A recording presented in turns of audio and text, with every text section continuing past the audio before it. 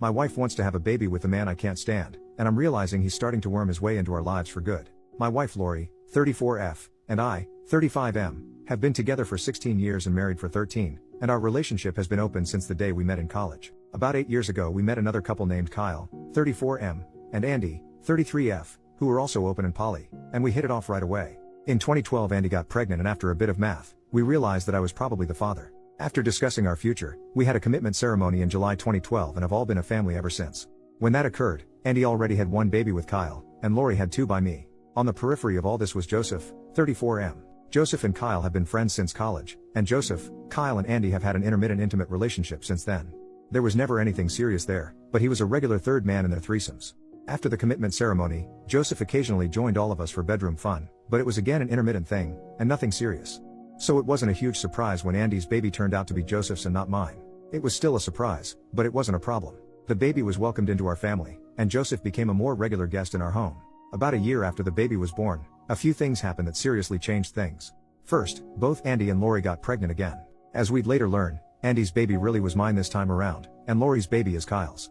Shortly after that, Joseph was involved in a very serious motorcycle accident. He was hospitalized for nearly 2 months, lost his job, lost his apartment, and needed a lot of help. We ended up moving him in as a temporary thing to help him out. That was a year and a half ago. He's still here. Kyle is happy to have his old friend around all the time. The women both like him a lot. The love making is great between all of them, etc. 3 days ago, Lori was hinting around that she needed to talk about something serious but didn't know how to broach it. After a bit of discussion, it came out.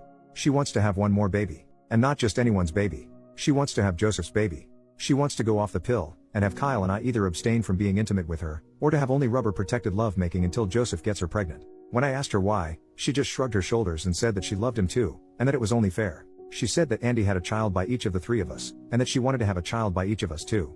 After a bit more discussion, it came out that the idea was his, and that he was feeling left out because he didn't have a child with her. Putting aside the childish notion that babies should be created solely to placate someone's sense of fairness, I have a few serious problems with this.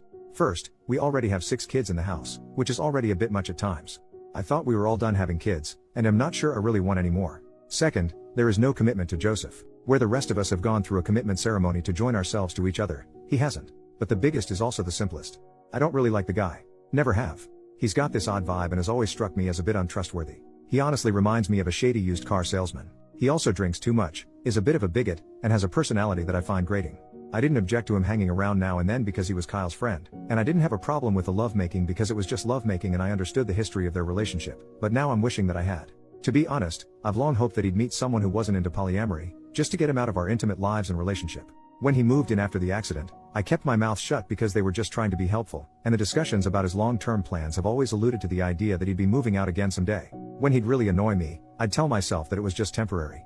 Now I'm facing the possibility that this guy is going to be around forever. Kyle and Andy love the idea and think that Lori having Joseph's baby is romantic. Lori is looking to cement some kind of bond to him. I, on the other hand, seem to get angrier and angrier every time I see him. Almost violently angry. I want to chase this guy out of our home and never let him in again. I want to punch him square in his smug face.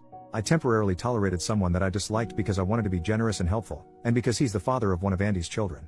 Now because I didn't want to be a jerk and consign a disabled man to homelessness, he's worked his way into our relationship and seems quite content to stay there forever. If this pregnancy happens, I know he'll never move out. How do I even begin to approach this?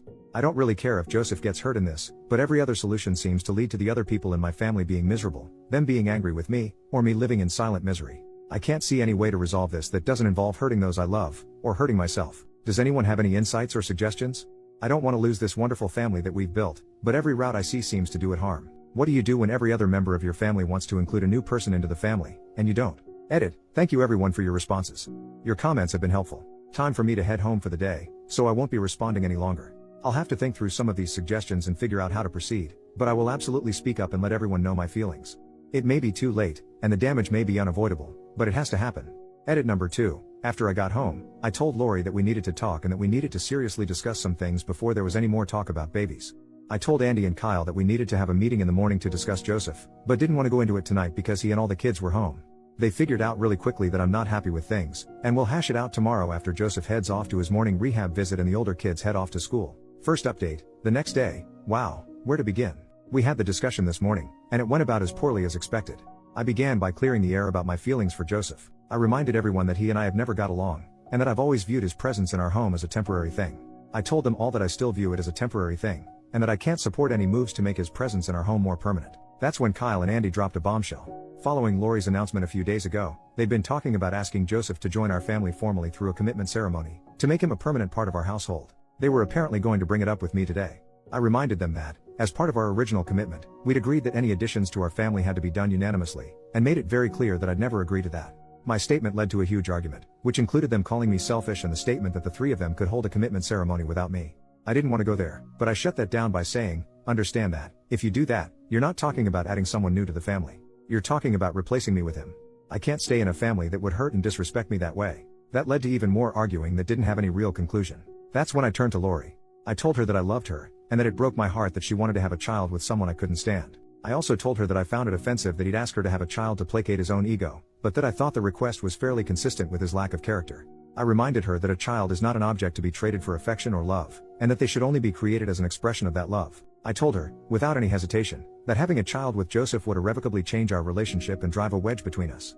She would be choosing his happiness over mine, and that's how relationships end. She was crying the whole time, and when I was done she called me selfish and mean. She told me that she loved us both, and that she wouldn't choose between us.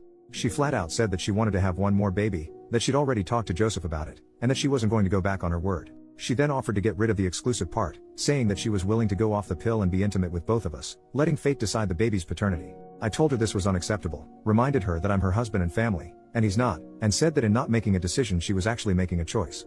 I told her that I'd be more than willing to have another child with her, but that having a child with Joseph would be the end of us. And then I went to work. The discussion didn't really change anything or lead to any firm decisions, but the information is now out there and everyone knows where everyone else stands. We'll see where everything goes from here. Final update, one more day later. Well, in the day since my last update, a lot has happened. Some genuinely surprised me, and it looks like my family will be changing a bit, but things appear to be settling down. I should mention that this will be my last update. I mentioned to Lori that I'd been discussing our situation on the Reddit Poly group, and she wanted to read it. After bawling her eyes out as she read through it, she apologized to me for everything. And we spent the night together. No lovemaking, just holding each other all night. This morning she asked me to not discuss this anymore until we get everything worked out, but said I could post one final update. So where to begin? First, Joseph is moving out. Yep, it actually happened. And the shocking thing? It was his idea. He finally demonstrated some of that nice guy personality to me that I've never been able to connect with. I knew that Joseph would be home when I returned from work yesterday, and I was honestly expecting the worst. I was sure that someone would have clued him in on our conversation and expected him to react with his usual jerk persona. It didn't happen. Instead, a few minutes after I came home, Joseph walked into my room and asked me to join him in the backyard for a conversation. I was expecting a fist fight, but got an apology instead. He admitted that we've never got along, and admitted that he's never liked me either, but said that he didn't feel right about coming between me and Lori. He went on to talk about how happy his son is in our family, and how he didn't want to destroy that family. At the same time, he talked about how much he loved living with his son, and how he really didn't want to go back to only seeing him once a week. I'd never thought about that. In the end, he proposed a solution that I accepted. There's a nice apartment complex about 2 blocks from our house, and he wants to get an apartment there when he lands a job. He's pretty good at what he does and already has some job leads, so he anticipates that will happen pretty soon. He can visit our house whenever he wants during the week. I'm at work anyway, and can spend up to 2 nights a week at my house to be closer to his kid. If he does it right, that means he could still potentially see his son 7 days a week, while I only have to deal with him for 2. It's a great solution that gives us both what we want. He's also already told Lori that he doesn't want to have a baby with her, so that's now off the table. He actually admitted that he wanted to have a baby with Lori, but said that he didn't want to stick her into the middle of a conflict over it. And then we had a beer together. I didn't even complain when he handed me one of his piss water Coors Lights. Totally not kidding, this guy really does fit certain stereotypes. My low opinion of the guy went up a notch. As for Lori, she was a tearful mess for most of the day apparently, and Joseph taking the baby off the table was fairly devastating for her. After I got home and we talked a bit, she unloaded her soul and let me know just how much she wants another baby, and how much it hurt her that neither Kyle or myself want one with her. And then she felt even more hurt when neither of us even clued in on her level of hurt over it. After several hours of talking, we came to an agreement. We're going to have one more baby, but we'll wait another year for it. And, interestingly, she wants it to be mine, not Kyle's or Joseph's. Kyle apparently doesn't have a problem with that at all. So, what about her relationship with Joseph? Well, here's where polyamory and open relationships can get complicated. The commitment ceremony is off the table, but she still wants to date him and have some sort of a relationship with him. No babies, no pregnancy, just love and lovemaking now and then. She won't ever sleep with him when he's staying over at our house, but she'll still be going out on dates with him, visiting him at his place from time to time, and will be staying overnight on occasion, like, maybe once a month. While I have to admit that I'm still not totally thrilled with that, it's really just going back to the relationship they had before he moved in with us. I'll tolerate it for her happiness.